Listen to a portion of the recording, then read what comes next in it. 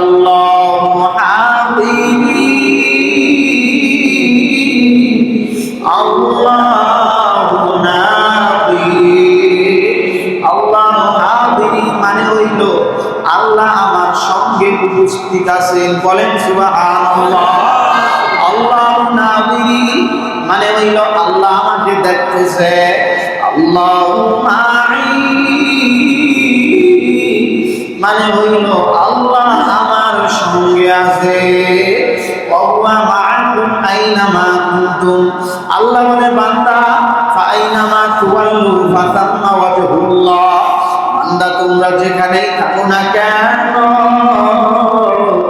আমি আল্লাহর রহমত তোমার সঙ্গে আছে। বলেন সুবহানাল্লাহ। এই কারণে খেয়াল করে করে কান্না করে করে তারপরে বলবো আল্লাহু হাফিজি আল্লাহু নাসিরি আল্লাহু শাহিদি আল্লাহু মাই। আলহামদুলিল্লাহি নাহমাদুহু ওয়া নাস্তাঈনুহু ওয়া নাস্তাগফিরুহু ونعوذ بالله من شرور أنفسنا ومن سيئات أعمالنا من يهده الله فلا مضل له ومن يضلل فلا هادي له ونشهد أن لا إله إلا الله وحده لا شريك له ونشهد أن سيدنا محمدا عبده ورسوله أعوذ بالله من الشيطان الرجيم بسم الله الرحمن الرحيم إن الله وملائكته يصلون على النبي يا أيها الذين آمنوا صلوا عليه وسلموا تسليما اللهم صل على سيدنا ونبينا وشفيعنا وحبيبنا ومولانا محمد صلى الله عليه وعلى آله وأصحابه وبارك وسلم اللهم صل على سيدنا ونبينا وشفيعنا وحبيبنا ومولانا محمد صلى الله عليه وعلى آله وأصحابه وبارك وسلم সকলের মহব্বতে বলি আল্লাহুম্মা সাল্লি আলা সাইয়্যিদিনা ওয়া নাবিয়িনা ওয়া শাফিঈনা ওয়া হাবিবিনা ওয়া মাওলানা মুহাম্মদ সাল্লাল্লাহু আলাইহি ওয়া আলা আলিহি ওয়া আসহাবিহি ওয়া বারাকা ওয়া সাল্লাম। আউযু বিল্লাহি মিনাশ শাইতানির রাজীম بسم الله الرحمن الرحيم واذكر ربك في نفسك تضرعا وخيفا ودون الجهر من القول بالغدو والآصال ولا تكن من الغافلين. وقال رسول الله صلى الله عليه وسلم أفضل الذكر لا إله إلا الله لا إله إلا الله لا إله إلا الله لا إله إلا الله لا إله إلا الله لا إله إلا الله لا إله إلا الله لا إله إلا الله ইল্লাল্লাহ লা ইলাহা ইল্লাল্লাহ লা ইলাহা ইল্লাল্লাহ লা ইলাহা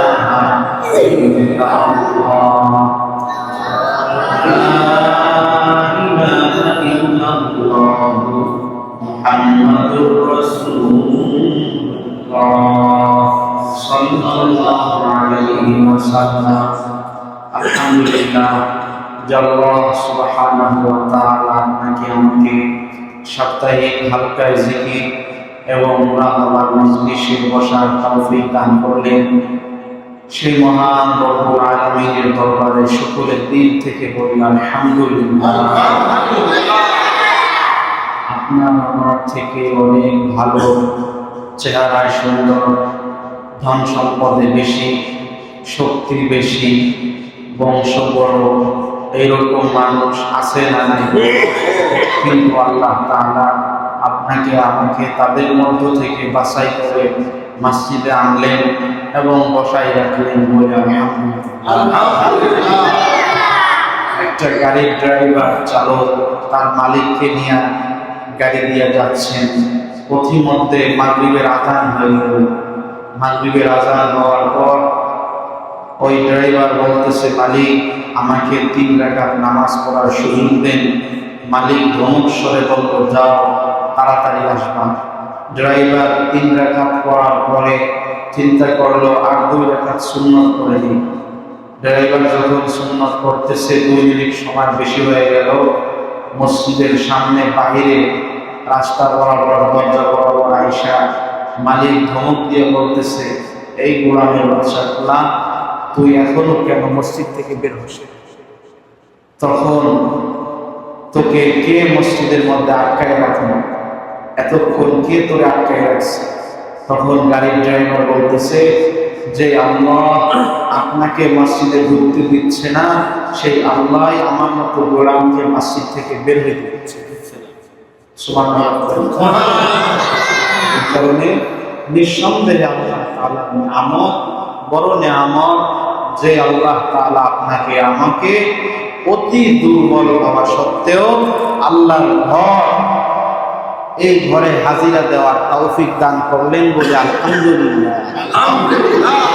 রাসূল কারীম সাল্লাল্লাহু আলাইহি ওয়াসাল্লাম হাদিসের ভিতরে বলেন, আহাব্বুল বিলাদি ইলাল্লাহি মাসাজিদুহা, দুনিয়াতে যত জায়গা আছে সব জায়গার ভিতরে সবচেয়ে প্রিয় জায়গা হচ্ছে আল্লাহর ঘর, মসজিদ। সুবহানাল্লাহ।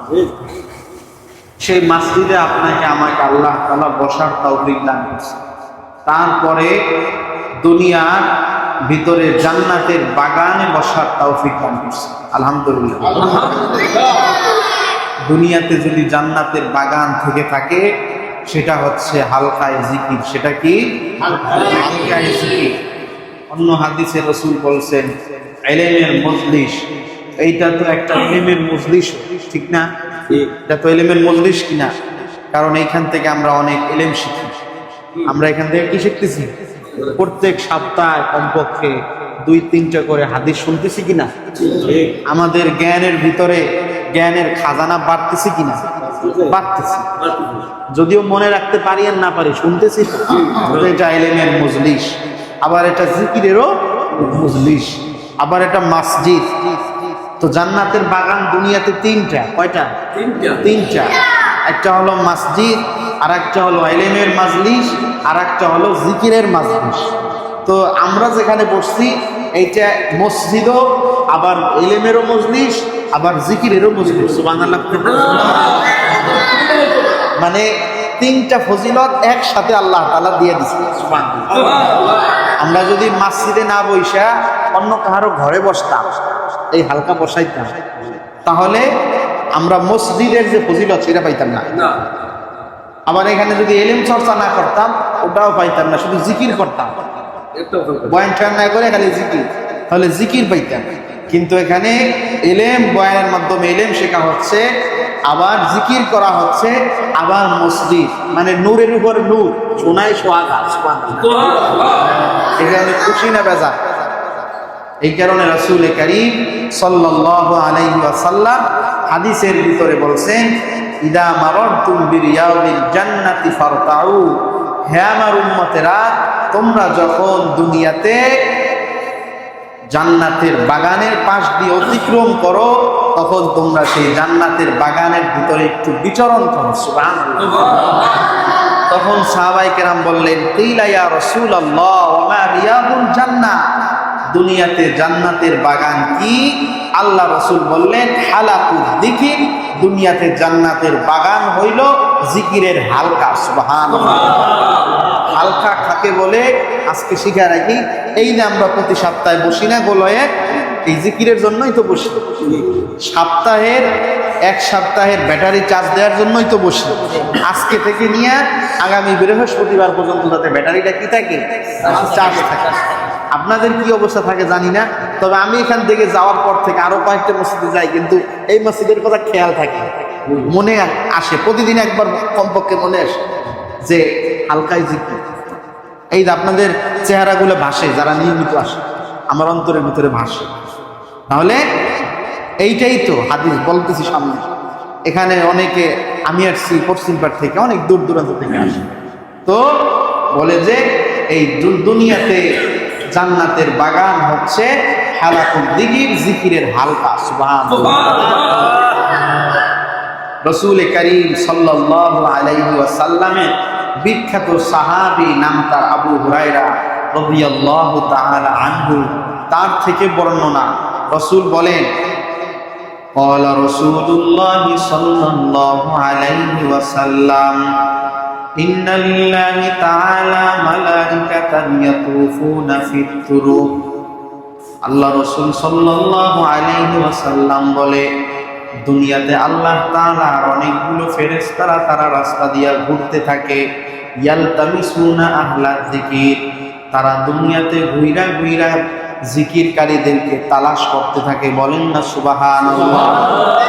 তারপরে যখন ফাওয়াজাদা কওমান ইয়াকুরুনাল্লাহ, ওই ফেরেশতারা যখন এমন গোত্র, এমন দলকে পেয়ে যায়, যেই দল বসে বসে ইয়াজকুরুনাল্লাহ, আল্লাহর জিকির করতে থাকে, তখন তারা একজন আরেকজনকে ডাকে আর বলে তানাদাও, একজন অপরজনকে ডাকে।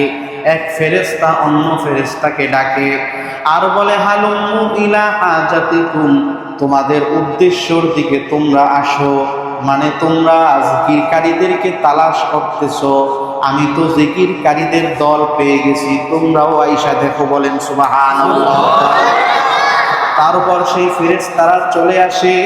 ফেরেশতারা আসার পর তারপর রাসূল বলেন, ইয়াহুব্বুনা ইয়াহুফুনা বিআজনিহাতিহিম ইলাস সামাঈদ দুনিয়া, ওই আল্লাহ তাআলার ফেরেশতারা তাদের কাঁধের উপর একজনের কাঁধের উপর আরেকজন দাঁড়াইয়া, তারপরে প্রথম আসমান পর্যন্ত তারা পরস্পর ওই জিকিরের হালকাটাকে ঘিরে রাখে। বলেন সুবহানাল্লাহ।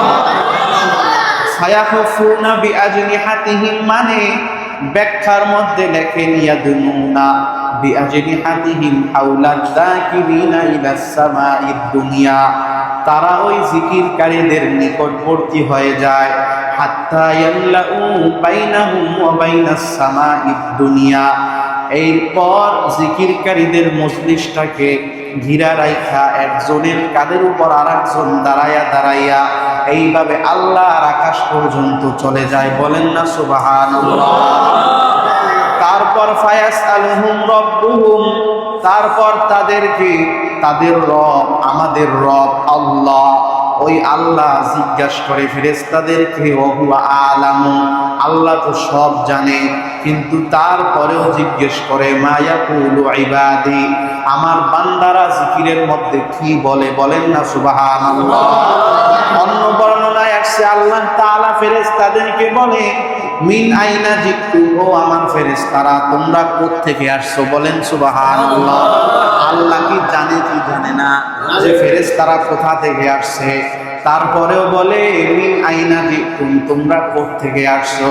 আর এক বর্ণনায় মা ইয়াকুলু ইবাদি, আমার বান্দারা কি বলে। তারপর ফেরেশতারা বলে আল্লাহ ইউসাব্বিহুনাকা ওয়া ইউকাব্বিরুনাকা ওয়া ইউহাল্লিলুনাকা ওয়া ইউমাজ্জিদুনা। আয় আল্লাহ, তোমার বান্দারা তোমার তাসবিহ পাঠ করে, তোমার বরত্ব পাঠ করে, তোমার জিকির করতেছে, বলেন না সুবহানাল্লাহ। তারপর আল্লাহ তাআলা বলেন লাউ রাআউনি হাল রাআউনি, আমার ওই বান্দারা আমাকে দেখছে নাকি? ক্বালু লা ওয়াল্লাহি ইয়া রাব্বি, আয় আল্লাহ, আপনার বান্দারা আপনাকে কোনোদিনও দেখে নাই। তারপর আল্লাহ তাআলা বলেন ফেরেশতারা লাউ রাআউনি, আমার বান্দারা যদি আমাকে দেখতো তাহলে কি করত? তখন ফেরেশতারা বলে আল্লাহ লাউ রাআউকা কানু আকসারা লাকা যিকরা ওয়া আশাদ্দা লাকা যিকরা ওয়া আকসারা লাকা যিকরা ওয়া আশাদ্দা লাকা তামজিদা। আয় আল্লাহ, আপনার বান্দারা যদি আপনাকে সচক্ষে দেখতো তাহলে না দেখিয়া যেমন জিকির করে তার থেকে কোটি গুণ বেশি তারা জিকির করত।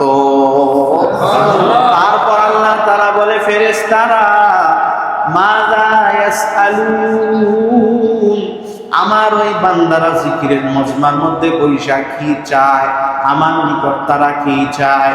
তখন ফেরেশতারা বলে আল্লাহ ইয়াসআলুনাকাল জান্নাহ, আপনার বান্দারা হালকায় জিকিরের মধ্যে বৈশা জান্নাত চায়, বলেন না সুবহানাল্লাহ।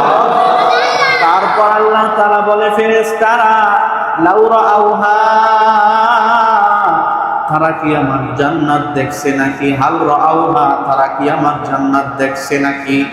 তখন ফেরেশতারা বলে লা ওয়াল্লাহি ইয়া রাব্বি, আয় আল্লাহ, আপনার ওই বান্দারা জান্নাত জীবনেও দেখে না। তখন আল্লাহ তাআলা বলেন কাইফা লাউ রাআউহা, যদি আমার বান্দারা জান্নাত দেখতো তাহলে কি করত?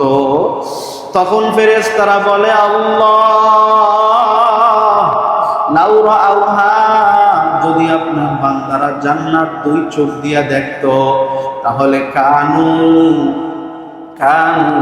আশাদ্দা আলাইহা হিরসা, তাহলে আপনার বান্দারা জান্নাতের প্রতি আরো বেশি আশা ব্যক্ত করত, তাহলে আরো বেশি বেশি ইবাদত করত জান্নাতের জন্য। তারপর আল্লাহ তাআলা বলে মিম্মা ইয়াতাআওয়াযুন, ও আমার ফেরেশতারা, আমার ওই বান্দারা জিকিরের মজমায় কি থেকে পানাহ চায়, কি থেকে মুক্তি চায়? তখন ফেরেশতারা বলে আল্লাহ ইয়াতাআওয়াদুনা মিনান নার, আল্লাহ, আপনার বান্দারা জাহান্নাম থেকে মুক্তি চায়, জাহান্নামের আগুন থেকে মুক্তি চায়। আল্লাহ বলে হাল রাআউহা, আমার বান্দারা জাহান্নাম দেখছে নাকি? লা ওয়াল্লাহি ইয়া রাব্বি, আয় আল্লাহ, না, আপনার বান্দারা জাহান্নাম দেখে নাই। আল্লাহ তাআলা তখন বলে লাউ রাআউহা, যদি আমার বান্দারা জাহান্নাম দেখতো তাহলে আমার ওই বান্দারা কেমন করত? তখন ফেরেশতারা বলে আল্লাহ লাউ রাআউহা কানু আশাদ্দা মিনহা ফিরারা ওয়া আশাদ্দা মিনহা মাখাফা। আয় আল্লাহ, আপনার বান্দারা জাহান্নাম না দেখিয়া হালকায় জিকিরের মধ্যে যেমন কান্না করে, যদি আপনার বান্দারা দুই চোখে জাহান্নাম দেখতো তাহলে তারা এর চেয়েও বেশি জাহান্নাম থেকে ভয় পাইতো। তারা জাহান্নামের ভয়ে কাটা মুরগির মতো ছটফট করত। তখন আমার আল্লাহ বলে ফেরেশতারা উশহিদুকুম, ও ফেরেশতারা, আমি তোমাদেরকে সাক্ষী রেখে বললাম, তোমাদেরকে আমি সামনে রেখে বললাম, তোমাদের সামনে আমি ওয়াদা দিলাম আন্নী কদ গফারতু লাহুম, ও ফেরেশতারা, আমি তোমাদেরকে সাক্ষী রেখে বললাম আমার ওই বান্দাদেরকে আমি জীবনের তরে মাফ করে দিলাম। আল্লাহ রাসূল সাল্লাল্লাহু আলাইহি ওয়াসাল্লাম হাদিসের মধ্যে বলে আরেক দল ফেরেশতারা আসমান থেকে চলে আসে, মা মিন মাজলিসিন ইয়াযকুরুনাল্লাহ, দুনিয়াতে যেই জায়গায় মানুষ একত্রিত হয় জিকির করার জন্য, আল্লাহকে ডাকার জন্য, ওইখানে আল্লাহর ফেরেশতারা চলে আসে। তারপরে মুনাদিন মিনাস সামা, আসমানের একজন ফেরেশতা ঘোষণা করতে থাকে, কুমু মাগফুরাল লাকুম, ও আল্লাহর বান্দারা, জিকির করনে ওয়ালারা, কুমু মাগফুরাল লাকুম, তোমাদেরকে আমার আল্লাহ মাফ করে দিছে। তোমরা নিষ্পাপ শিশুর মতো, একটা শিশু মায়ের গর্ভ থেকে বের হইলে কোনো গুনাহ থাকে না, ওই শিশুর যেমন তেমন কোনো গুনাহ না, তোমাদেরকেও আমার আল্লাহ ওই রকম শিশুর মতো নিষ্পাপ বানায়া দিছে। তোমরা এই মুহূর্তে জিকিরের হালকা থেকে তোমরা নিষ্পাপ হয়ে উঠে যাও। ওই ফেরেশতা তারপর বলে, শুধু তাই নয়, ওয়াকাদ বুদ্দিলাত সাইয়্যাতিকুম হাসানাত, বরং আল্লাহর বান্দারা, তোমাদের যত গুনাহ ছিল ওই সমস্ত গুনাহকে আমল দ্বারা পরিবর্তন করে দেওয়া হয়েছে। বলেন সুবহানাল্লাহ। এই কারণে আমার বাজানদারে, আমার হালকায় জিকিরের গুরুত্ব অনেক বেশি। যিনি বান্দা হালকায় জিকিরের গুরুত্ব বুঝে ফেলায়, আল্লাহর রহমত তার উপর এসে গেছে। হালকায় জিকিরের গুরুত্ব যার মধ্যে এসে গেছে, এই কারণে আল্লাহর কাছে দোয়া করি আর বলি, আল্লাহ আমাদের অন্তরের মধ্যে হালকায় জিকিরের মহব্বত ঢুকায়া দাও। ও আমার বাজানদারে, আমার একজন মুজাহিদ ভাই ছিল, চরমনার একজন মুজাহিদ ভাই ছিল, আল্লাহর বান্দা, মুরব্বী মানুষ, কোন সপ্তাহের হালকায় জিকির ছাড়তো না। তার নিজ মসজিদে হালকায় জিকির হইতো, তা তো সে করতো, কিন্তু তার থানার ভিতরে যেখানে হইতো, বুড়া মানুষ হাঁটতে পারে না, চলতে পারে না, তারপরেও কষ্ট করে সে হালকায় জিকিরের মধ্যে উপস্থিত হইতো। তাকে যখন বলা হইতো, দাদা আপনি কেন এত কষ্ট করে হালকায় জিকিরের মধ্যে আসে, ওই সময় সেই দাদা বলতো, ও ভাই, আল্লাহ যদি আমাকে এই ওসিলায় মাফ করে দেয়, কারণে আমি আসি। তারপর ওই আল্লাহর বান্দা হালকায় জিকির প্রত্যেক সপ্তাহে করে। হঠাৎ একদিন তার ছেলেদেরকে বলে, ছেলে আমার বাড়ির সামনে আজকে হালকায় জিকির দাও, কারণ আমি মনে হয় সামনে সপ্তাহ হালকায় জিকির পাবো না। তারপর দিন রাতের মধ্যে ওই দিন আসরের পর হালকায় জিকির বসাটা দেয়। ছেলে বলে, আব্বা হালকায় জিকির তো মাগরিবের পর মানুষ আসে, আপনার এখানে তো মানুষ আসবে না। কিন্তু আল্লাহর ওই বান্দা বলে, না, মানুষ আসা লাগবে না, আমি হালকায় জিকির করব। ওই আল্লাহর বান্দা হালকায় জিকির করার পর, হালকায় জিকির কইরা মাগরিবের নামাজ পড়লো। মাগরিবের নামাজ পড়ার পর তারপর জিকির করা শুরু করে দিল, লা ইলাহা ইল্লাল্লাহ। ওই আল্লাহর বান্দা জিকির করা শুরু করে দিল। তার ছেলে বলে, দেখলাম আব্বা লা ইলাহা ইল্লাল্লাহ বলে। এইভাবে বলতে বলতে এক সময় শুনি আব্বা লা ইলাহা ইল্লাল্লাহ যখন বলল, ওই সময় তার শ্বাস বন্ধ হয়ে গেল। তারপর আব্বার কাছে গিয়া যখন হাত দিলাম, ওই সময় দেখি আব্বা দুনিয়াতে নাই। ও আমার বাজারে, আমার রাসূল বলে, মান কানা আখিরু কালামিহি লা ইলাহা ইল্লাল্লাহ, যেই বান্দার শেষ কালেমা হবে লা ইলাহা ইল্লাল্লাহ, ফাদাখালাল জান্নাহ, ওই বান্দা বিনা হিসাবে জান্নাতে চলে গেল। এই কারণে শেষ সময় কালেমা আসার জন্য মেহনত করতে হবে। চরমনার মরহুম বিশ্বর রহমাতুল্লাহ আলাইহি বলে, বাবা পরীক্ষা কইরা দেখো মরার সময় কার জিকির জারি হবে। তোমরা যখন বিপদের মধ্যে পড়ে যাও, আমরা যখন বিপদের মধ্যে পড়ি, গাড়ি অ্যাক্সিডেন্ট হবে ভাব অথবা বিপদের মধ্যে পড়ে যায়, ওই সময় আমাদের কয়জনের মুখ থেকে আল্লাহর নাম বের হয়? আমরা তো অধিকাংশই বলি ওলে মারে ওরে বাবারে, ঠিক না বেঠি?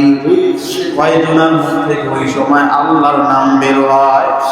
মুরব্বী সাহেব রহমাতুল্লাহ আলাইহি বলতেন, ও আমার বাগানদারে আমার, তোমাদের যখন তোমরা কোনো বিপদের মধ্যে পড়ে যাও, ওই সময় যদি আল্লাহর নাম বের হয়, তাহলে আশা করা যায় মরার সময় আল্লাহর নাম বের হবে। কারণ মরার সময় অনেক কষ্ট হয়, এই কারণে মরার সময় যারা বেশি থেকে বেশি জিকির করতে চায়, তাদের প্রথমে বেশি থেকে বেশি জিকির করতে হবে। কারণ যেই বান্দা বাদাম বিক্রি করে, সে অনেক সময় ঘুমের মধ্যেও বাদাম বাদাম কয়া চিল্লায় ওঠে, ঠিক না বেঠি? যে ব্যক্তি বয়ান করে, যারা বক্তা, তারা অনেক সময় ঘুমের মধ্যে বয়ান করা শুরু করে দেয়। যে যেই কাজ করে, যার যেই পেশা, ওই বান্দা ঘুমের মধ্যে অনেক সময় সেইটা স্বপ্ন দেখে। এই কারণে যেই বান্দা বেশি বেশি জিকির করতে চায়, ওই বান্দা যখন সব সময় জিকির করবে,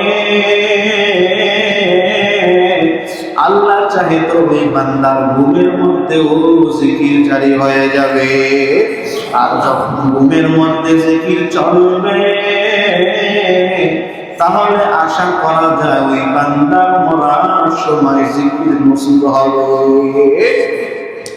এই কারণে সমস্ত আল্লাহর ওলিরা ঘুমের মধ্যেও তাদের জিকির জারি থাকতো। মুজাহিদ আজম আল্লামা শামসুল হক ফরিদপুরি রহমাতুল্লাহি আলাইহি এমন ভাবে জিকির করেছে, জিকির করতে করতে করতে করতে তার এমন হালাত পয়দা হয়ে গেছে। শামসুল হক ফরিদপুরি রহমাতুল্লাহি আলাইহি যারা তার মুরিদ ছিল, তারা বলতো হুজুর যখন ঘুমায় যাইতো, ঘুমের মধ্যেও হুজুর নাক ডাকে, কিন্তু হুজুরের মুখ দুইটা লড়ে। আর আস্তে আস্তে বলে সে লা ইলাহা ইল্লাল্লাহ, লা ইলাহা ইল্লাল্লাহ। শামসুল হক ফরিদপুরি রহমাতুল্লাহি আলাইহি এইভাবে জিকির করতো আর আল্লাহর কাছে কাঁদতো আর বলতো, মালিক আল্লাহ, তুমি আমাকে জিকিরওয়ালা অন্তর দাও। আল্লাহর কাছে জিকিরওয়ালা অন্তর চাওয়া দরকার। আয় আল্লাহ, আপনি আমাদেরকে জিকিরওয়ালা অন্তর দান করেন। কারণ যেই বান্দার জিকিরওয়ালা অন্তর হয়ে যাবে, ওই বান্দা জিকির করতে করতে করতে করতে এমন অবস্থা হবে, তার অন্তরের মধ্যে নূর পয়দা হয়ে যাবে। আর এই নূর কাল কিয়ামতের ময়দানে ঝলমল ঝলমল করতে থাকবে। কাল কিয়ামতের ময়দানে ফেরেশতারা হাজার হাজার লক্ষ লক্ষ মানুষের মধ্যে ঘোষণা করবে আর বলবে, আইনা উলুল আলবাব, কোথায় জ্ঞানীরা, কোথায় জ্ঞানীরা, কোথায় জ্ঞানীরা, কোথায়? তখন সমস্ত মানুষ বলবে, আইয়া উলিল আলবাব, তুমি ও ফেরেশতা, আপনি জ্ঞানী বলতে কাকে বুঝাচ্ছে? তখন ফেরেশতা বলবে, ইন্না ফি খালকিস সামাওয়াতি ওয়াল আরদ ওয়া ইখতিলাফিল লাইলি ওয়ান নাহার লা আয়াতিন লিউলিল আলবাব। জ্ঞানী হচ্ছে তারা আল্লাযীনা ইয়াযকুরুনা আল্লাহ কিয়ামান ওয়া কুউদা, যারা সব সময় আমার আল্লাহর জিকির করে, হর হামেশা আমার আল্লাহর জিকির করে, তারাই হইল জ্ঞানী। আর জ্ঞানী কারা? ওয়ায়াতাফাক্কারুনা ফি খালকিস সামাওয়াতি ওয়াল আরদ, যারা সব সময় আল্লাহর সৃষ্টি নিয়ে গবেষণা করে, আল্লাহর সৃষ্টি নিয়ে মুরাকাবা করে, তারাই হইল জ্ঞানী। এরপর ওই ফেরেশতারা হাজার হাজার মানুষ মানুষের মধ্যে যারা জিকির করত তাদেরকে জ্ঞানী বইলা, তারপর তাদেরকে বলবে উদখুলুহা খালিদিন, ও জিকির করনেওয়ালারা তোমরা আল্লাহর জান্নাতে চিরদিনের জন্য ঢুকে যাও। বলেন সুবহানাল্লাহ। এই কারণে আমার ভাইরা, আমার বাগানদারে, আমার কিয়ামতের ময়দানে জ্ঞানী হবে তারা যারা সব সময় জিকির করত। জিকির হইল আসো আমার ভাইরা, নামাজের উদ্দেশ্য কি? আমরা 5 ওয়াক্ত নামাজ পড়ি, নামাজের উদ্দেশ্য হইল জিকির করা, আমার কথা না। আল্লাহ তাআলা সূরা তাহার মধ্যে বলেন, ওয়া আনাফতারতুকা ফাসতামি' লিমা ইউহা ইন্নানি আনাল্লাহ লা ইলাহা ইল্লা আনা ফা'বুদনি ওয়া আকিমিস সালাতা লিযিকরি। আল্লাহ বলে, হে মূসা, আমি তোমাকে নির্বাচন করলাম, রাসূল হিসাবে নির্বাচন করলাম। ইন্নানি আনাল্লাহ, নিশ্চয়ই আমি হইলাম আল্লাহ। ফা'বুদনি, অতএব আমি আল্লাহর ইবাদত করো। বলেন সুবহানাল্লাহ। তারপর আল্লাহ তাআলা বলেন, আকিমিস সালাতা লিযিকরি, ও মূসা তুমি নামাজ আদায় করো, নামাজ আদায় করো। কেন আদায় করবা? লিযিকরি, আমার জিকিরের জন্য। বলেন সুবহানাল্লাহ। এর মানে বুঝলাম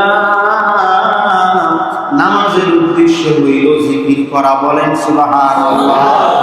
তারপর আল্লাহ তাআলা অন্য আয়াতের মধ্যে বলেন, ইয়া আইয়ুহাল্লাযীনা আমানু কুতিবা আলাইকুমুস সিয়াম কামা কুতিবা আলাল্লাযীনা মিন ক্বাবলিকুম লাআল্লাকুম তাত্তাকুন। হে আমার বান্দারা, তোমাদের উপর রমজানের রোজাকে ফরজ করা হইল। আমরা যদি বলি আল্লাহ রমজানের রোজা রাখলে কি হবে, রমজানের রোজার উদ্দেশ্য কি? তখন আল্লাহ বলে, বান্দা লাআল্লাকুম তাত্তাকুন, তোমরা রোজা রাখবা, বিনিময়ে তোমরা মুত্তাকি হয়ে যাবা। আর মুত্তাকি হইল কিসের ফসল? মুত্তাকি হইল জিকিরের ফসল। বিখ্যাত ওলি শাহ ওলিউল্লাহ মুহাদ্দিস দেহলভী রাহমাতুল্লাহ আলাইহি, তার বিখ্যাত কিতাবের নাম হুজ্জাতুল্লাহিল বালিগা। এই কিতাবের মধ্যে ওবাজার শাহ ওলিউল্লাহ মুহাদ্দিস দেহলভী বলেন, ওয়া আলা মান্নালিল ইহসানি সামারাত, বান্দা জিকির করতে করতে যখন ইহসান পয়দা হয়, অন্তরের মধ্যে যখন ইহসান পয়দা হয়, ইহসান হইল আল্লাহর ইবাদত এমন ভাবে করো যেন তুমি আমার আল্লাহকে দেখতেছো। হযরত আল্লাহর নবীর সাহাবী জামাই আলী কাররামাল্লাহু ওয়াজহা, তিনি বলে, ও আমার ভাই, আমি ওই আল্লাহর ইবাদত করি না যে আল্লাহকে আমি 2 চোখ দিয়া দেখতে পাই না। এই কারণে এমন ভাবে ইবাদত করা চাই কেমন যেন আমি আমার আল্লাহকে দেখতে পাই। বলেন সুবহানাল্লাহ। আর যদি এমন হালাত না হয়, কমপক্ষে এই অন্তরের মধ্যে এই খেয়াল রাখা, এই চিন্তা রাখা, আমি যদিও দেখতে না পাই আমার আল্লাহ তো আমাকে দেখে। এই কারণে ভাইরা আমার, বন্ধুরা আমার, রোজার উদ্দেশ্য হইল তাকওয়া হাসিল করা। আর এই তাকওয়া হইল জিকিরের ফসল। জিকির যখন কোনো বান্দা করবে, অটোমেটিক তার তাকওয়া অর্জন হয়ে যাবে। বলেন সুবহানাল্লাহ। এর মানে বুঝলাম রোজার উদ্দেশ্য হইল তাকওয়া, তাকওয়ার উদ্দেশ্য হইল জিকির। তারপরে যদি আমরা খেয়াল করি হজের উদ্দেশ্য কি? আল্লাহ রাসূল সাল্লাল্লাহু আলাইহি ওয়াসাল্লাম বলেন, ইন্নামা জুইলাত তাওয়াফ বিল বাইতিল আতীক লিয়াযকুরাসমাল্লাহ।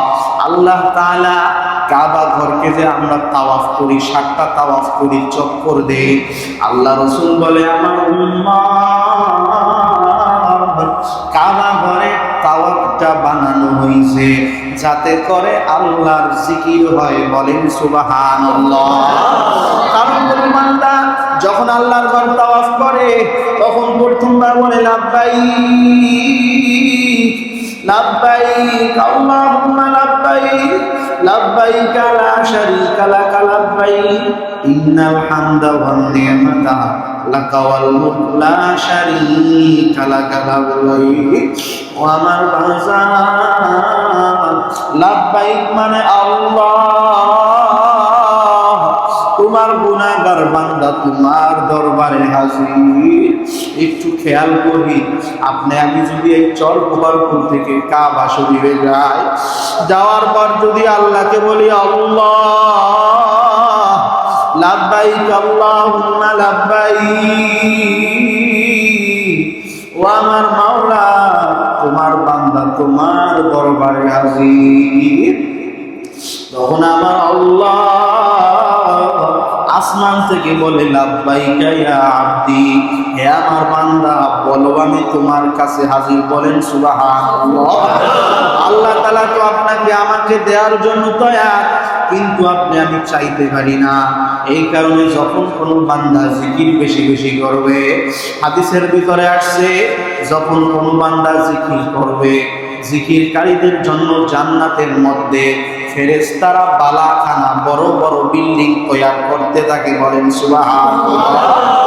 তারপর যখন ওই বান্দা জিকির বন্ধ করে দেয়, ফেরেশতারা কাজ করাও বন্ধ করে দেয়, তখন একজন ফেরেশতা অন্যজনকে বলে ভাই তুমি কেন এই বিল্ডিং এর কাজ বন্ধ করে দিলা?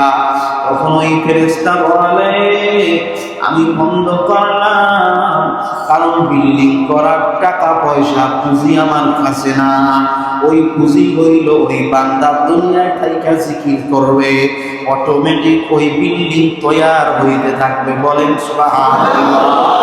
কিতাবের মধ্যে আসছে দুনিয়ার মধ্যে যত পাহাড় আছে, এক পাহাড় আর এক পাহাড়কে বলতে থাকে ও পাহাড় তোমার উপর দিয়ে আজকে কি কোনো জিকিরকারী ব্যক্তি হাইটা গেছে নাকি?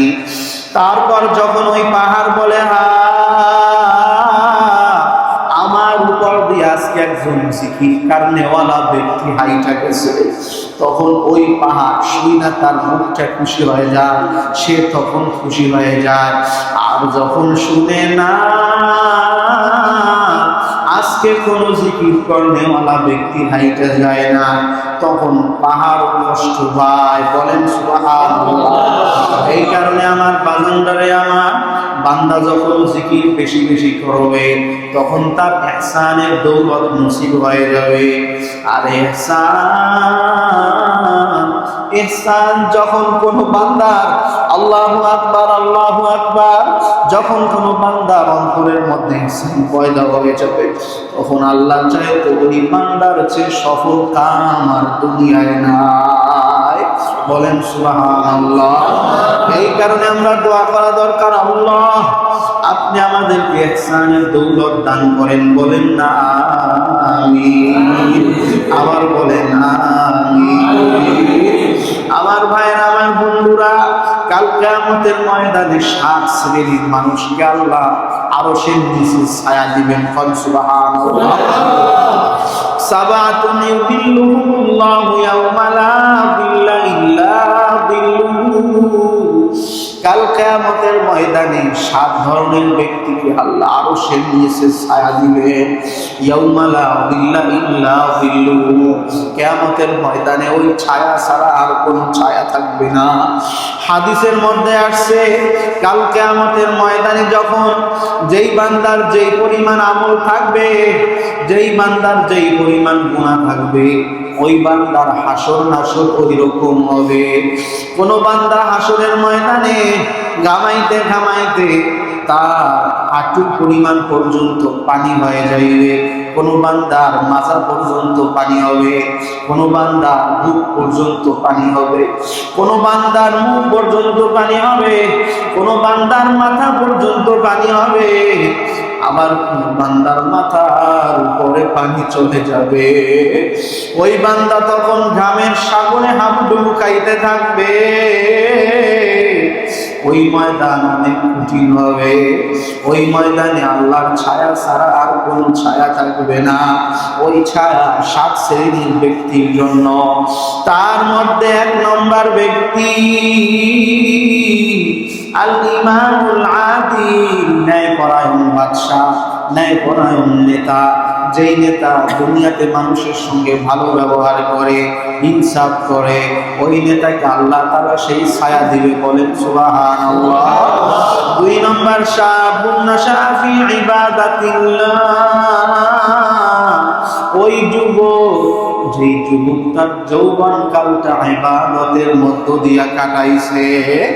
কারণ যেই বান্দা তার যুবক কাল ইবাদতের মধ্যে কাটায়, ওই বান্দা যদি বুড়া হয়ে যায়, আমার আল্লাহ বলে ফেরেশতা, আমার ওই বান্দা যুবককালে ইবাদত করছে, এখন বুড়া হইছে, বুড়া হওয়ার কারণে ইবাদত ওইরকম করতে পারে না, অটোমেটিক যুবককালে যা করত তার সওয়াব তার আমলনামায় দিয়া দাও। সুবহানাল্লাহ। এই কারণে রাসূল বলে শাবুন নাশা ফি ইবাদাতিল্লাহ, ওই ময়দানে যেই যুবক বয়সে ইবাদত করছে, ওই যুবককেও আল্লাহ ছায়া দিবে। 3 নম্বর, ওয়ারাজুলান তাহাব্বা ফিল্লাহ, ওই 2 বান্দা, যেই 2 বান্দা একজন অপরজনকে মহাব্বত করছে, ভালোবাসছে, খাতির করছে একমাত্র আল্লাহর জন্য। কার জন্য? যদি বলে ওই 2 বান্দা কারো সঙ্গে ঝগড়া করে, তাও আল্লাহর জন্য, দুনিয়ার কোনো কারণে ঝগড়া করে না, আল্লাহর জন্য ঝগড়া করে, আবার আল্লাহর জন্য ভালোবাসে, ওই 2 বান্দা, ওই বান্দাদেরকেও আমার আল্লাহ আরশের নিচে ছায়া দান করবে। আরেকজন বান্দা, যেই বান্দা ওয়ারাজুলুন তাসাদদাকা বিসসাদাকা, যে বান্দা এমন ভাবে দান করে, এমন ভাবে খয়রাত করে, ফাআখফাহা, খয়রাত করে গোপনে গোপনে, এমন ভাবে দান করে, হাত্তা লা তা'মালা শিমালুহু মা তুনফিকু ইয়ামিনুহু, যে তার ডান হাত জানে না তার বাম হাত কি খরচ করলো। বলেন সুবহানাল্লাহ। আরেক বান্দা, ওই যুবক, যেই যুবক ইদা দাআতহু যাতু মানসিবিন ওয়া জামালিন, যেই যুবক সন্তানকে কোনো ধনীর মেয়ে, কোনো বড় বংশের মেয়ে, আবার সুন্দরী মেয়ে, ওই যুবককে খারাপ কাজের দিকে ডাকে, কিন্তু ওই যুবক বলে ইন্নী আখাফুল্লাহ, আমি খারাপ কাজ করতে পারবো না, কারণ আমি আমার মাওলাকে ভয় পাই। ওই বান্দাকেও আমার আল্লাহ কাল কিয়ামতের ময়দানে ছায়া দান করবেন। আরেকজন বান্দা, ওয়ারাজুলুন যাকারাল্লাহা খালিয়ান ফাফাদাত আইনাহু, ওই বান্দা, যেই বান্দা একাকী ভাবে আল্লাহর জিকির এমন ভাবে করে, যেই জিকিরের সময় তার 2 চোখ থেকে পানি টলটল কইরা পড়ে। বলেন সুবহানাল্লাহ। এই কারণে আমার ভাইরা, আমার বন্ধুরা, কাল কিয়ামতের ময়দানে এইরকম জিকির যদি আমরা করতে পারি, তাহলে কিয়ামতের ময়দানে আরশের নিচে ছায়া দান করবেন। আর আল্লাহ আপনি আমাদের সকলকে ছায়া দান করেন। বলেন আমিন। আমার ভাইরা, আমার বাজানদারে, আমার খেয়াল দিয়া শুনি, এই কথাগুলো তো একটা কথাও আমার কথা না, সব কথা রাহমাতুল লিল আলামিনের কথা। আল্লাহর নবীর প্রিয় সাহাবী আবু দারদা রাদিয়াল্লাহু তাআলা আনহু বলে, আল্লাহ রাসূল সাল্লাল্লাহু আলাইহি ওয়াসাল্লাম বলে, ক্বালা রাসূলুল্লাহ সাল্লাল্লাহু আলাইহি ওয়াসাল্লাম, লা ইয়াবআথান্নাল্লাহু কওমান, লা ইয়াবআথান্নাল্লাহু আকওয়ামান কওমান ইয়াওমাল কিয়ামা, আল্লাহ তাআলা কিয়ামতের ময়দানে এমন কিছু দলকে, এমন কিছু বান্দাকে কিয়ামতের ময়দানে এমন ভাবে উঠাবেন, সব মানুষের সামনে উঠাবেন, ফি উজুহিহিম আন-নূর, যেই বান্দা, ওই সকল বান্দাদের মাথার মধ্যে নূর চমকাইতে থাকবে। বলেন সুবহানাল্লাহ। আল্লাহ তাআলা সব মানুষের সামনে আলা মিম্বারিল লুলুই, মণিমুক্তার মেম্বার স্টেজের উপর উঠাবেন, বলেন সুবহানাল্লাহ।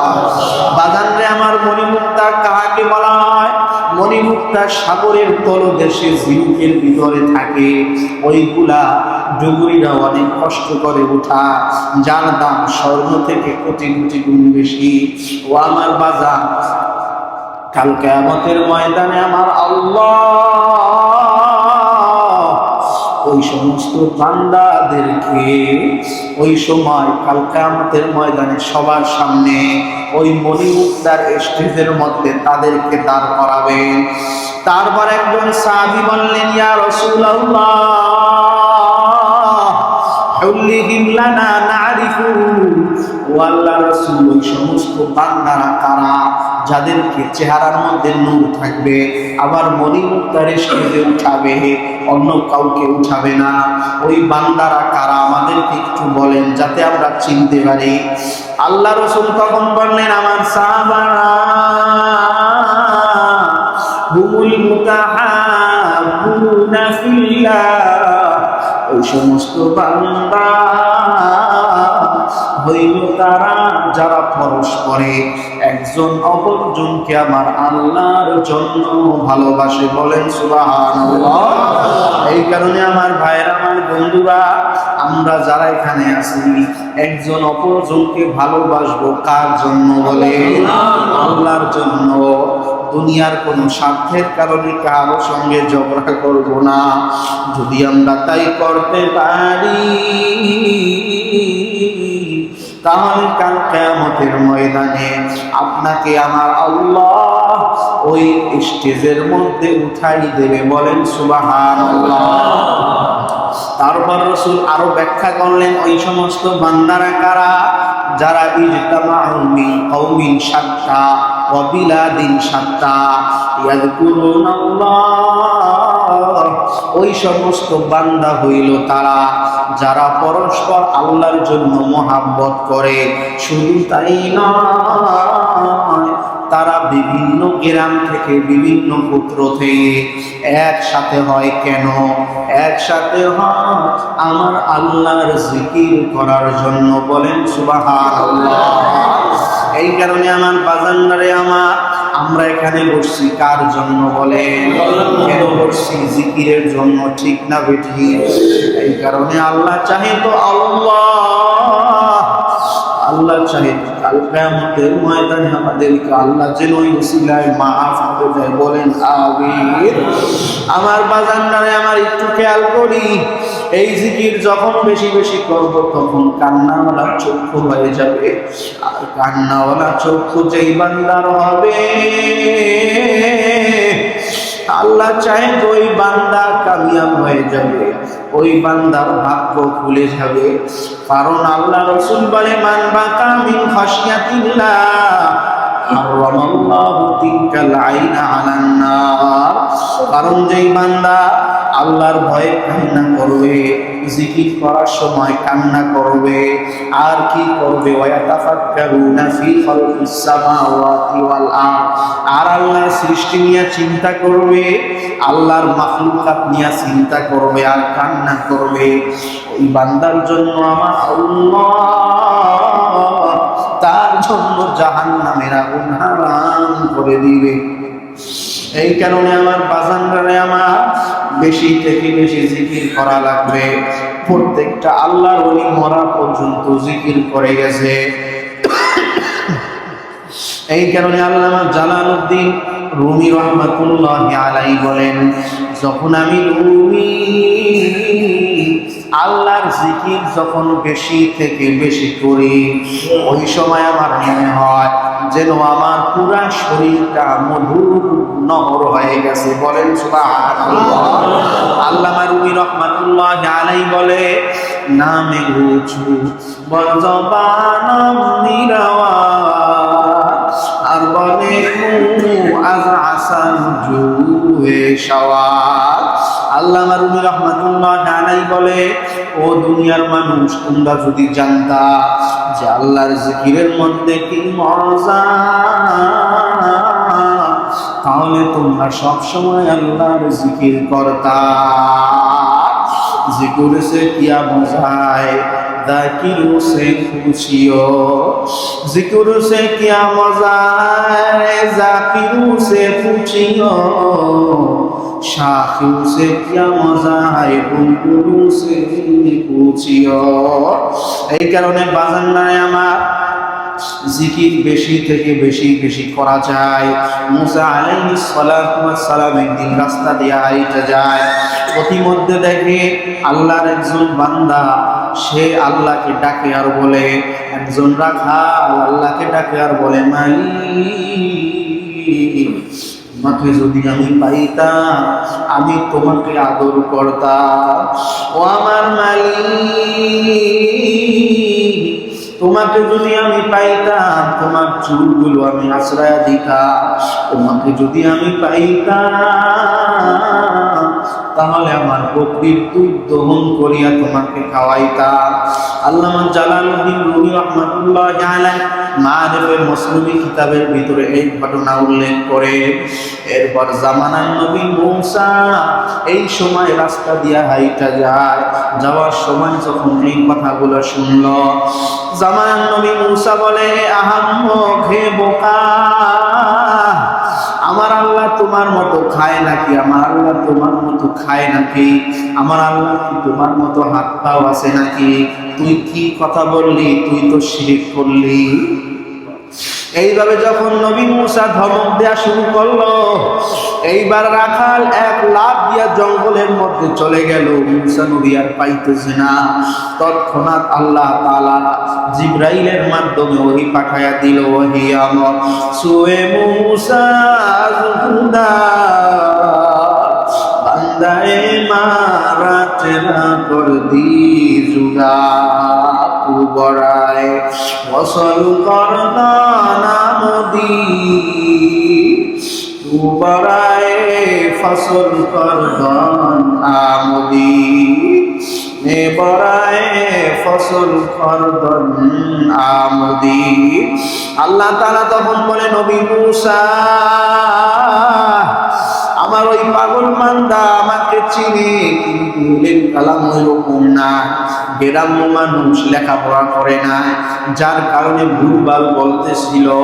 তুমি কেন আমার ওই পাগলটাকে তাড়ায়া দিলা? যদিও আমার ওই পাগল আমাকে চিনে, কিন্তু ওইরকম এলেম জানে না, ওইরকম এলেম তার নাই, কেমন ভাবে আমার সঙ্গে কথা বলতে হবে তা সে জানে না। কিন্তু ওই পাগল আমার এমন পাগল, আমার ওই পাগল যখন এই কথাগুলো বলতেছিল, ওই সময় আমি আল্লাহ তাআলা তার ওই কথাগুলো শুনতেছিলাম। ও মূসা তুমি কেন আমার ওই পাগলটাকে ধমক দিলা? এইবার জামানার নবী মূসা জঙ্গলের মধ্যে গিয়া ওই পাগলকে খুঁজতেছে। যাওয়ার পর দেখে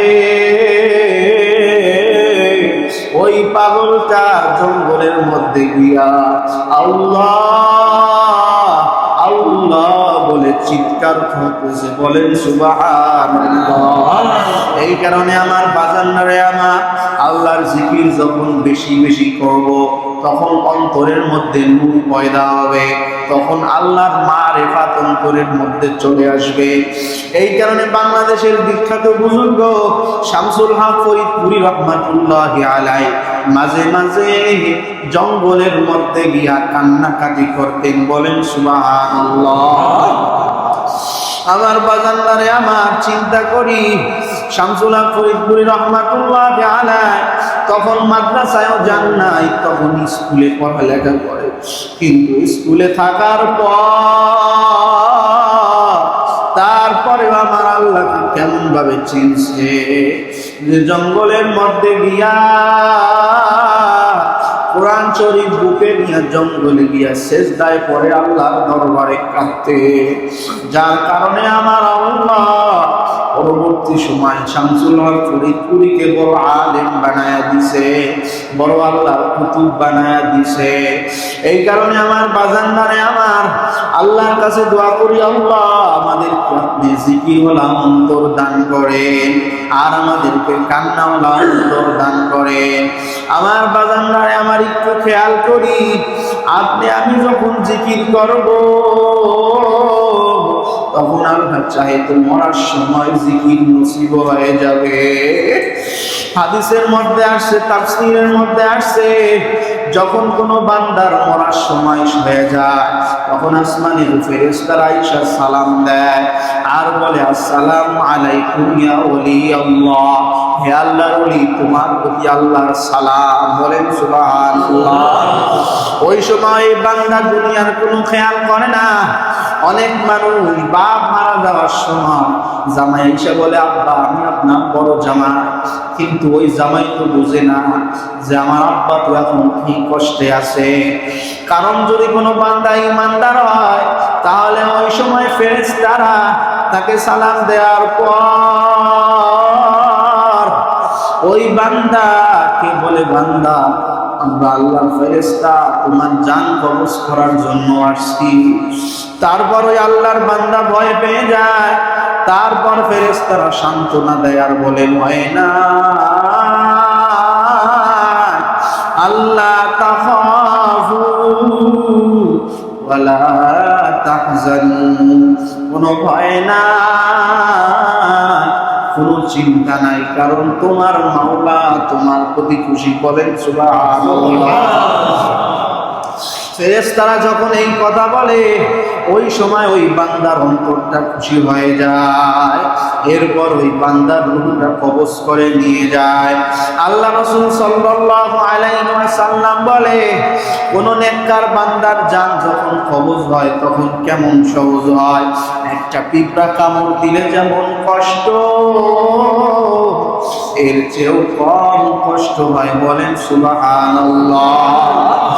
আর যদি কোনো নাফরমান বান্দা যদি জিকির না করে, নামাজ না পড়ে, হালাল হারাম না বেঁচে চলে, সুন্নাত অনুযায়ী না চলে, তাহলে ওই বান্দা ফেরেশতারা অনেক ভয়ঙ্কর আকৃতি নিয়ে আসে। বলেন নাউজুবিল্লাহ। এই কারণে বাজানদারে আমার আকিদুল উম্মাত মুজাদ্দিদুল মিল্লাহ শাহ আশরাফ আলী থানভী রাহমাতুল্লাহি আলাইহি কিতাবের মধ্যে লেখেন, বিখ্যাত বুজুর্গ রাবেয়া বসরি রাহিমাহুল্লাহু তাআলা যখন তিনি মারা গেলেন, মারা যাওয়ার পর মুনকার নাকির চলে আসলো।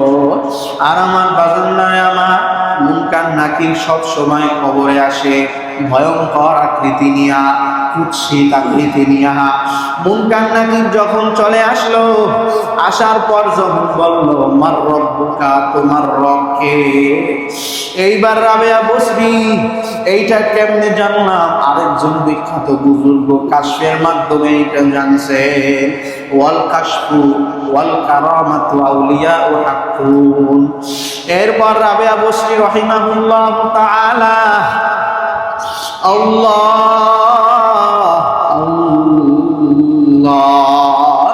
রাবেয়া বসরিকে যখন জিজ্ঞেস করলে মার রব্বুকা, তোমার রব কে? তখন রাবেয়া বসরি তখন উত্তর দেয়, ও ফেরেশতারা তোমরা কোত্থেকে আসছো? বলে আমরা আসমান থেকে আসছি।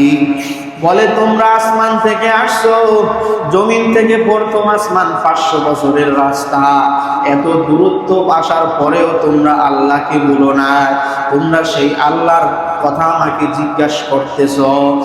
আমি রাবেয়া বসরি সারা জীবন আমার যে আল্লাহর নাম আমি জিকির করছি, মাত্র 3.5 হাত মাটি নিচে আসার কারণে কি আমি আমার আল্লাহকে ভুলে যাব? এইবার ফেরেশতারা চিন্তা করে এই মানুষ তো সাধারণ মানুষ নয়, আমরা প্রশ্ন করলাম উল্টা আমাদেরকে প্রশ্ন করে। এই কারণে আমার বাজান্নারে আমার হাদিসের মধ্যে আসছে যখন মুমিন বান্দাকে যখন প্রশ্ন করবে ওই সময় মুমিন বান্দারা তারা তখন সুন্দরভাবে উত্তর দিবে, রব্বি আল্লাহ, আমার রব হইল আল্লাহ। তারপর ফেরেশতারা প্রশ্ন করার পর এইভাবে যখন প্রশ্ন করা শেষ হয়ে যাবে তখন সেই ফেরেশতারা জান্নাত জাহান্নামকে দেখাবে, দেখায়া বলবে বান্দা এই জান্নাতও তোমার ভাগে ছিল, জাহান্নামও তোমার ভাগে ছিল, কিন্তু তুমি যেহেতু নেক আমল করলা আর তুমি যেহেতু 3 উত্তর সুন্দরভাবে দিতে পারলা, এই কারণে তোমার জাহান্নামে যাওয়া লাগলো না, জান্নাত তোমার জন্য অবধারিত। আর যদি তুমি উত্তর দিতে না পারতা তাহলে তোমার জন্য জাহান্নাম অবধারিত হয়ে যাইত। বলেন নাউজুবিল্লাহ। এই কারণে আমার বাজান্নারে আমার জাহান্নামের ভয় সব সময় কান্না করা দরকার। সমস্ত আল্লাহর ওলিরা সব সময় কান্না করতেন। আব্দুল কাদের জিলানী রহমাতুল্লাহি আলাইহি জাহান্নামের ভয় কান্না করতে। একদিন রাস্তা দিয়া হাইটা যায়, একটা কুকুর বলে, হুজুর আপনি ভালো না আমি ভালো? আব্দুল কাদের জিলানী বলে, ও কুকুর। আব্দুল কাদের জিলানী বলে, কুকুর আমি যদি কাল কিয়ামতের ময়দানে মাপ পেয়ে যাই তাহলে আমি তোমার চেয়ে ভালো, আর যদি আমি মুক্তি না পাই তাহলে আব্দুল কাদের কুকুরের চেয়েও খারাপ।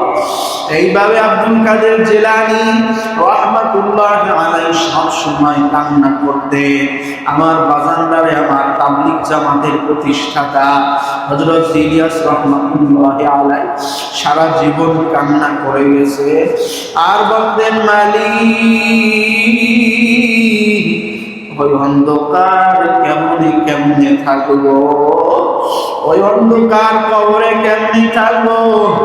আল্লাহ আল্লাহ তাদেরকে মাফ করে দিন। আল্লাহ আল্লাহ আল্লাহ।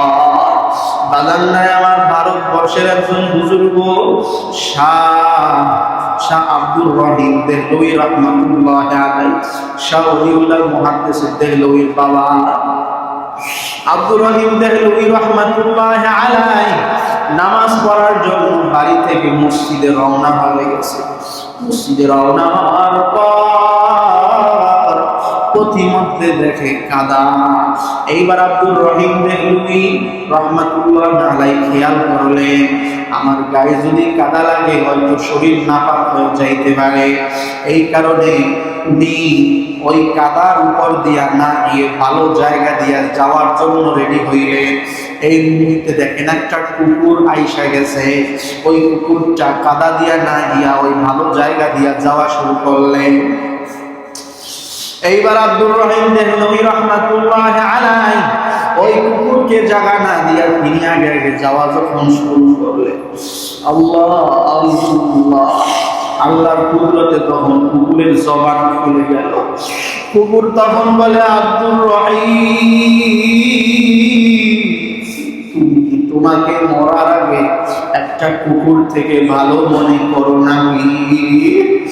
এইবার আব্দুর রহিম দেহলভী রাহমাতুল্লাহি আলাইহি দুই চোখের পানি বের করে দিলেন আর বলেন, মালিক আল্লাহ আপনি আমাকে মাফ করে দেন। এই বইলা আব্দুর রহিম সেই কুকুরকে জায়গা দিয়া সে কাদার উপর দিয়া ভিজা ভিজা চইলা গেলে। এই কারণে বাজানদারে আমার সমস্ত আল্লাহর ওলির একক মেহনত ছিল জিকির করা আর বেশি থেকে বেশি কান্না করা। আল্লাহ তাআলার কাছে দোয়া করি, বলি মালিক আপনি আমাদেরকে মাফ করে দেন। আপনি যদি আমাদেরকে মাফ না করেন যাওয়ার তো আর জায়গা নাই। ও আমার বাজানদারে আমার দুইটা চক্ষু বন্ধ করে দিয়া কিছুক্ষণ মুরাকাবা করি। রাসূল বলেন, তাফাক্কুর সাআতিন খায়রুম মিন কিয়ামিল লাইলা। আল্লাহর জন্য কিছুক্ষণ মুরাকাবা করা সারা রাত্রি দাঁড়ায় দাঁড়ায় ইবাদত করার চেয়ে উত্তম। এই কারণে আমার বাজানরা সাহাবায়ে কেরাম সব সময় কান্না করতেন। হযরত ওমর রাদিয়াল্লাহু তাআলা আনহু মাঝে মাঝে ঘাসের দিকে তাকায়া বলতেন, ঘাস তুমি মানুষ না হইয়া যদি ঘাস হইতা, গরু ছাগলে আমাকে খেয়ে ফেলতো, কিন্তু আমি মানুষ হইলাম, আমার পরকালে হিসাব হবে। কাশ তোমার কোনো হিসাব নাই। আবু বকর রাদিয়াল্লাহু তাআলা আনহু মাঝে মাঝে কুকুরের দিকে তাকায়া বলতেন, ও তুমি মারা যাওয়ার পর তোমার কোন হিসাব নাই, তোমার চামড়া বস্তু মাটির সঙ্গে মিশা যাবে। আমি যদি মানুষ না হইয়া কুকুর হইতাম,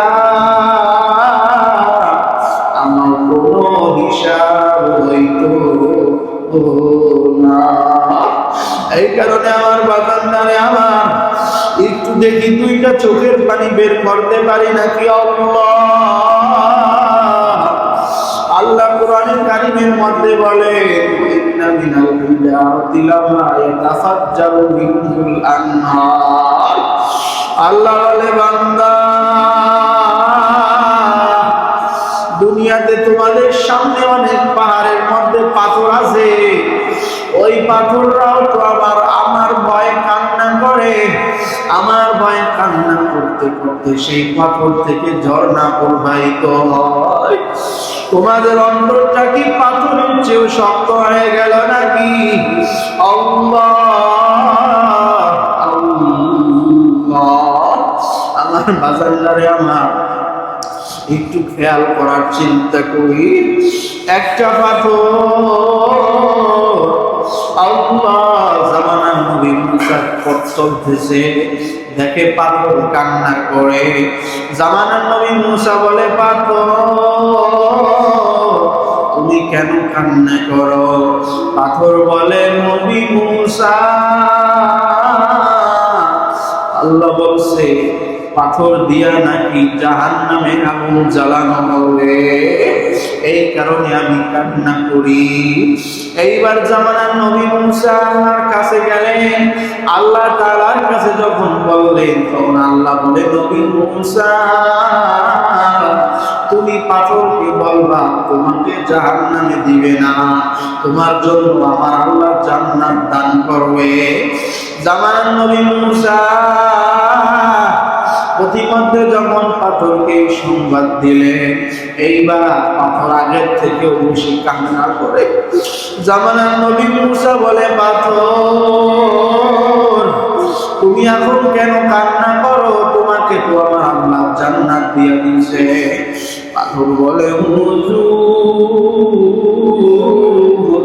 আমি পাথর যেই কান্নার কারণে আমাকে আল্লাহ জান্নাত দিল, ওই কান্না আমি জীবনেও ছাড়তে পারবো না। এই কারণে আমার বাজারে আমার কান্নাওয়ালাদেরকে আমার আল্লাহ ভালোবাসেন, কান্নাওয়ালাদেরকে আমার আল্লাহ পছন্দ করে।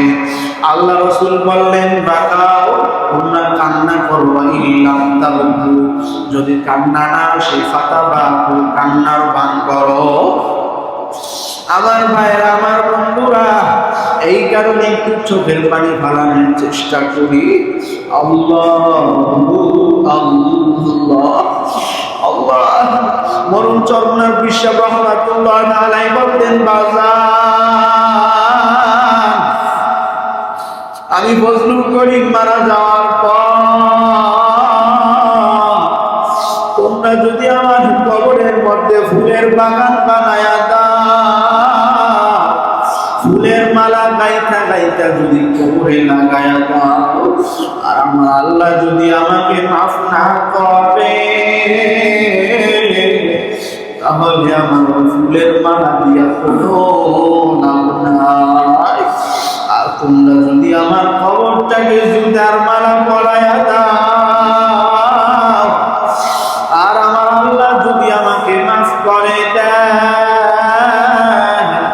তাহলে আমার মতো সুখী আর কে নাই।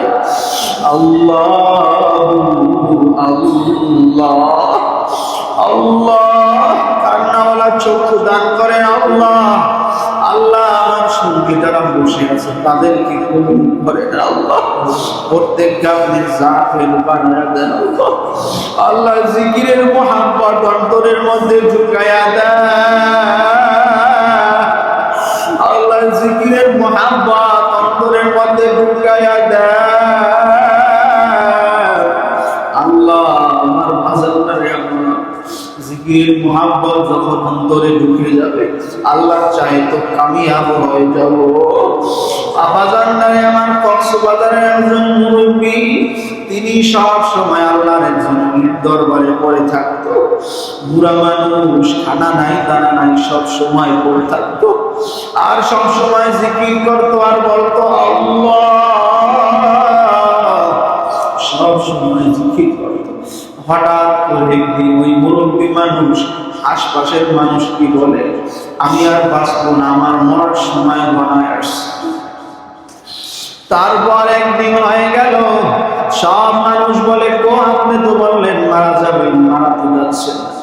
ওই বান্দা বলে আমি একটু পর মারা যাব।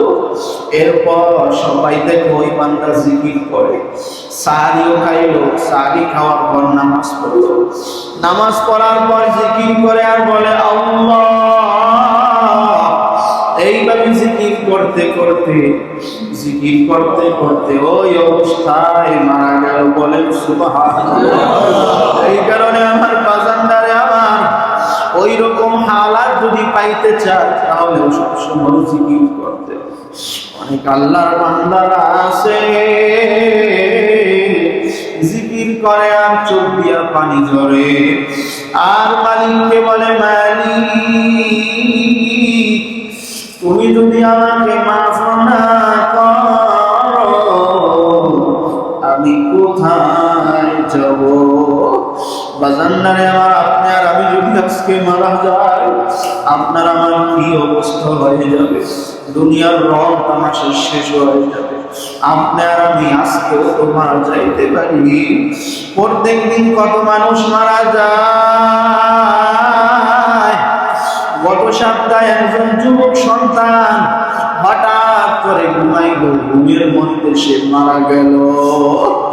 ওই যুবক সন্তান আর দুনিয়ায় আসবে না। ওই যুবকের মায়ের পানি, যুবকের বাবার চোখের পানি। এই কারণে আমার বাজানটারে আমার দিন আপনার আমার বড় আসে তা তো বইলে আসবে না। ইব্রাহিম আদহাম রহমাতুল্লাহি আলাইহি তিনি ছিলেন জগৎ বিখ্যাত বাদশাহ। তার দরবারে একজন মুসাফির আসলো। মুসাফির আসার পর বলে বাদশাহ আপনার এই রাজ দরবার মুসাফির খানায় আমি একটু থাকতে চাই। ইব্রাহিম বিন আদহাম বলে পাগল, আমার এই রাজ দরবারকে তুমি কেন মুসাফির খানা বললা? এইবার মুসাফির বলে বাদশাহ ক্ষমা চাই, মাফ চাই, আমাকে বলেন মুসাফির খানা কাকে বলে? এইবার ইব্রাহিম বিন আদহাম বলে বলো। মুসাফির খানা বলে যেখানে মানুষ পথে চলতে চলতে সেইখানে রাত হয়ে যায়, তারপর সেইখানে রাত্রে আরাম করে সকালবেলা আবার চলে যায়। এইবার সেই মুসাফির বলে বাদশাহ আমাকে একটু দয়া করে জানাবেন আপনার এই রাজ দরবারে আপনার পূর্বে কে থাকতো? বলে আমার আব্বা থাকতো। বলে আমার আব্বা কোথায় গেছে? বলে আমার আব্বা কবরে চলে গেছে। এইবার সেই মুসাফির বলে বাদশাহ আপনার আব্বার পূর্বে কে থাকতো? বলে আমার দাদা থাকতো। এইবার সেই মুসাফির বলে বাদশাহ আপনার দাদা কোথায় গেছে? বলে কবরে চলে গেছে। এইবার সেই মুসাফির বলে বাদশাহ আপনি এই দরবারে কয়দিন থাকবে? বলে আমি এখানে চিরদিন থাকবো না। বলে আপনি কোথায় যাবেন? বলে কবরে চলে যাব। এইবার মুসাফির বলে বাদশাহ এইবার আপনি চিন্তা করেন আপনার রাজ দরবার মুসাফির খানা না পায় কি হবে? এইবার ইব্রাহিম বিন আদহামের চোখ খুলে গেল। আল্লাহ অন্তরের চোখ খুলে গেল। ইব্রাহিম বিন আদহাম রাহমাতুল্লাহি আলাইহি রাজ দরবার ফালাইয়া জঙ্গলের মধ্যে দৌড় দিয়া গিয়া জঙ্গলের মধ্যে জিকির করা শুরু করলো, আল্লাহর দরবারে কান্না করা শুরু করে দিল আর বলল, মালিক, আপনি যদি আমাকে মাফ না করেন আমার যাওয়ার জায়গা নাই, আমার যাওয়ার জায়গা নাই। তারপর ইব্রাহিম বিন আদহাম রাহমাতুল্লাহি আলাইহি জিকির করতে করতে কান্না করতে করতে এমন অবস্থা হইল, অনেক বছর পর কিতাবের মধ্যে লেখে তার মন্ত্রীরা তাকে খুঁজতে খুঁজতে জঙ্গলে পেয়ে গেল। জঙ্গলে পাওয়ার পর বলে, বাদশাহ দয়া করে চলেন, আপনার রাজ দরবার খালি। ইব্রাহিম বিন আদহাম বলে, আমাকে তোমরা বাদশাহ হওয়ার জন্য বলো, কিন্তু আমি আমার মাওলার কদম পাইছি, আমার মাওলার জিকিরের মজা পাইছি, আমার মাওলার জন্য কান্নার মজা আমি পেয়ে গেছি, আমি আর ওই দরবারে যাব না।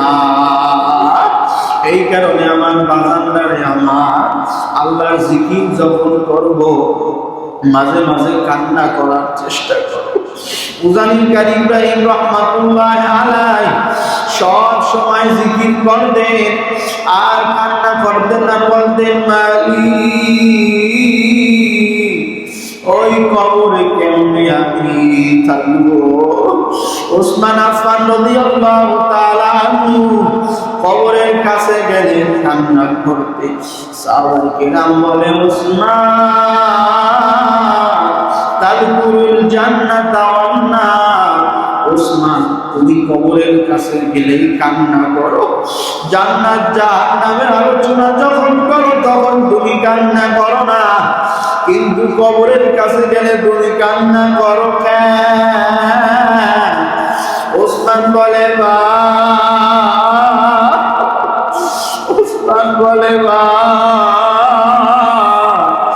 কারণ কবর হইল আউয়াল মানজিলিন মিন মানাজিলিল আখিরাহ, কবর হইল পরকাল আখিরাতের প্রথম ঘাঁটি। পুলসিরাত একটা ঘাঁটি, মিজানের পাল্লা একটা ঘাঁটি, কিয়ামতের ময়দান একটা ঘাঁটি, কিন্তু কবর হইল আখিরাতের প্রথম ঘাঁটি। ফামান নাজাহা মিনহা, যেই বান্দা কবরের আযাব থেকে মাফ পেয়ে গেল, মা বাদাহু আইসা, আল্লাহ চাহে তো অবশিষ্ট ঘাটিগুলা তার জন্য আসান হয়ে যাবে। এই কারণে আমি উসমান সব সময় কান্না করি, আমার বাজানদারে আমার, এই কারণে বেশি বেশি কান্না করতে হবে, কান্না না আসলে কান্না করার ভান করতে হবে। বলেন আমিন। এখন আমরা কিছুক্ষণ জিকির করব, জিকির করার সময় দুই চোখ বন্ধ কইরা কান্না করার চেষ্টা করব, কান্না না আসলে কান্নার ভান করব।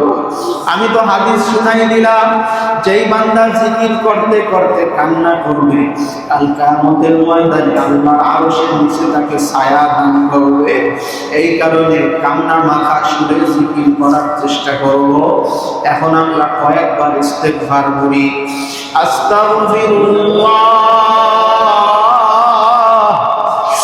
আস্তাগফিরুল্লাহ আল্লাযী লা ইলাহা ইল্লা হুয়াল হাইয়ুল কাইয়্যুম ওয়া আতুবু ইলাইহি লা হাওলা ওয়ালা কুওয়াতা ইল্লা বিল্লাহিল আলিয়্যিল আযীম।